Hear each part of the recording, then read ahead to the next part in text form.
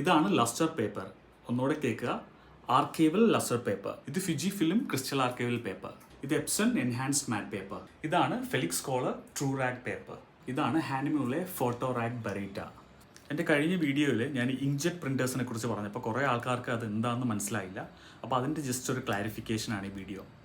ഞാൻ ഇപ്പോൾ കാണിച്ച പേപ്പേഴ്സ് എല്ലാം ആർക്കൈവൽ ക്വാളിറ്റി പേപ്പേഴ്സാണ്.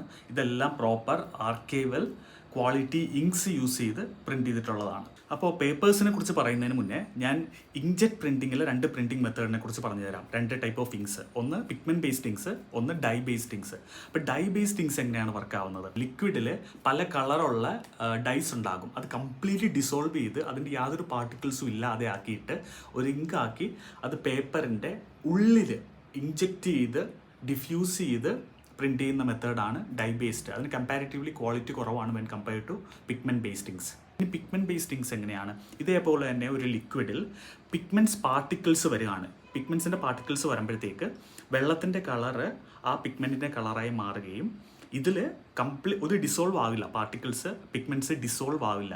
അപ്പോൾ സ്മോൾ മൈന്യൂട്ട് പാർട്ടിക്കിൾസ് ഉണ്ടാകും. അപ്പോൾ ഇത് നമ്മൾ പ്രിൻറ്റ് ചെയ്യുമ്പോഴത്തേക്ക് പേപ്പറിൻ്റെ മോളിലൊരു സർഫസിൽ കോട്ട് വരികയാണ്. അങ്ങനെയാണ് പിഗ്മെൻറ്റ് ബേസ്ഡ് ഇങ്ക്സ് വർക്ക് ആവുന്നത്.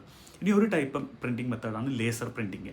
ലേസർ പ്രിൻറ്റിംഗ് എന്ന് വെച്ചാൽ എന്താണ്? നമുക്ക് CMYK ടോണേഴ്സാണ് അതിൽ യൂസ് ചെയ്യുന്നത്, പ്ലാസ്റ്റിക് ടോണേഴ്സ്. ഇത് നമ്മുടെ പ്രിൻ്റർ ചൂടാക്കിയിട്ട് മെൽറ്റ് ചെയ്ത് നമ്മുടെ പേപ്പറിൻ്റെ സർഫസിൽ ജസ്റ്റ് മെൽറ്റ് ചെയ്ത് പിടിപ്പിച്ച് വെക്കുകയാണ് ചെയ്യുന്നത്. അപ്പോൾ ഇനി ഞാൻ പേപ്പറിനെ കുറിച്ച് പറയാം. അത് നമുക്ക് ആദ്യം തന്നെ ലസ്റ്റർ പേപ്പർ എടുക്കാം. ലസ്റ്റർ പേപ്പർ എന്ന് വെച്ചാൽ എന്താണ്? നമുക്കൊരു സെമി ഗ്ലോസ് ലുക്ക് തരുന്ന ഒരു പേപ്പറാണ്. അപ്പോൾ ഇതിലെന്താ സംഭവിക്കുന്നത്? പേപ്പറിൻ്റെ പുറത്ത് റെസിൻ കോട്ട് ചെയ്തുകൊണ്ടാണ് നമുക്ക് ആ ഒരു സെമി ഗ്ലോസ് ലുക്ക് കിട്ടുന്നത്. ഇനി എൻഹാൻസ്ഡ് മാറ്റ് പേപ്പറിനെ കുറിച്ച് പറയുകയാണെങ്കിൽ എന്താണ്?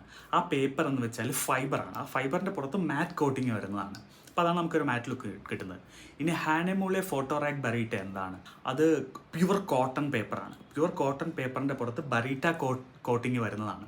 ഇനി നല്ല ഫോട്ടോഗ്രാഫേഴ്സ് ഫോട്ടോ ബുക്സ് ചെയ്യുമ്പോഴത്തേക്ക് യൂസ് ചെയ്യുന്നതാണ് ഓഫ്സെറ്റ് പ്രിൻറ്റിങ്. അപ്പോൾ നമുക്ക് മെറ്റാലിക് പേപ്പേഴ്സിൽ ഇതേപോലെ ഹൈ ക്വാളിറ്റി ബൾക്ക് ഇമേജസ് നമുക്ക് പ്രിൻറ്റ് ചെയ്യാൻ കഴിയും. പല ട്രയൽ ആൻഡ് എറർ കഴിഞ്ഞിട്ടാണ് ഞാനൊരു ബെസ്റ്റ് പേപ്പർ ഞാൻ സെലക്ട് ചെയ്യുന്നത്. ഇനിയിപ്പോൾ ഒരു വെഡ്ഡിങ് ഫോട്ടോഗ്രാഫി ആൽബം പ്രിൻറ്റിങ്ങിലോട്ട് വരികയാണെങ്കിൽ അതിൽ യൂസ് ചെയ്യുന്നത് മെയിൻലി ലസ്റ്റർ പേപ്പേഴ്സാണ്. പക്ഷേ അതൊരിക്കലും ആർക്കൈവൽ ലസ്റ്റർ പേപ്പർ അല്ല. ഇത് നമ്മൾ ആർക്കൈവൽ പേപ്പർ അവർ യൂസ് ചെയ്യുകയാണെങ്കിൽ ബഡ്ജറ്റ് ഭയങ്കര മുകളിൽ പോകും. ഇപ്പോൾ നമുക്കൊരു നോർമൽ ലസ്റ്റർ പേപ്പർ ഒരു ഷീറ്റ് ഒരു A4 സൈസ് 200 രൂപയ്ക്കാണ് പ്രിൻറ്റ് ചെയ്ത് കിട്ടുന്നതെങ്കിൽ ആർക്കൈവൽ ക്വാളിറ്റിയിലോട്ട് പോകുമ്പോഴത്തേക്ക് ഒരു 1000, 2000, 2500 എന്ന് പറഞ്ഞ് ഒരു A4 ഷീറ്റിന് വരും. അപ്പോൾ നമ്മൾ ഉദ്ദേശിക്കുന്ന ബഡ്ജറ്റ് ഭയങ്കര മുകളിൽ പോകും. അപ്പോൾ ഞാൻ ഈ പറയുന്ന പേപ്പറിൻ്റെ ഓപ്ഷൻസ്, ഇങ്ക് ഓപ്ഷൻസിനെ കുറിച്ച് നിങ്ങൾക്ക് എല്ലാവർക്കും മനസ്സിലായെന്ന് കരുതുന്നു.